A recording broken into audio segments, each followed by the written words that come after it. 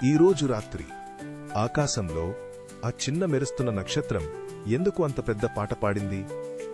7 ఏళ్ల లీలా తన చిన్నారి రోబో స్నేహితుడు చిరు ఇంకా మెత్తటి ఏలియన్ పెంపుడు జంతువు గుగుతో కలిసి వెన్నెల రాత్రి తన పెరట్లో ఉన్న పెద్ద టెలిస్కోప్ ద్వారా ఆకాశాన్ని చూస్తోంది.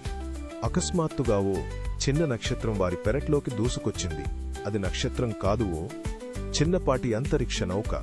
అది మెరుస్తూ వింత పాట పాడుతూ ఉంది. లీలాకు దాని ఇంటికి తిరిగి వెళ్లడానికి సహాయం చేయాలనిపించింది. అది తన కుటుంబానికి చెందినది అని చిరు తన సెన్సార్లతో గుర్తించాడు. కాని ఆ నౌక నిజానికి దారి తప్పలేదు. అది ఒక మెల్లని SOS సిగ్నల్ పంపుతోంది. దానికి దగ్గర్లో ఓ చిన్న అంతరిక్ష మేఘం ఉంది.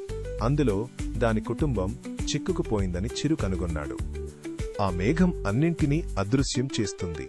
వాటిని కనిపించేలా చేయడానికి వారికి కాంతి పువ్వు అనే ప్రత్యేకమైన పువ్వు కావాలి.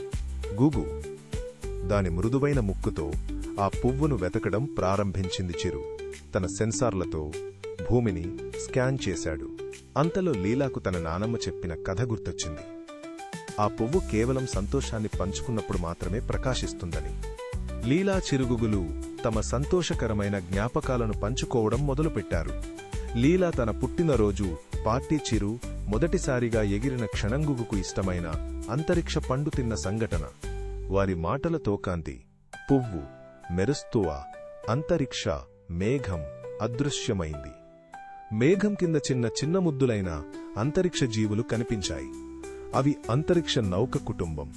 అవి దారి తప్పిపోలేదు, కొత్త ఇంటికి వెళ్లే మార్గంలో చిక్కుకుపోయాయి.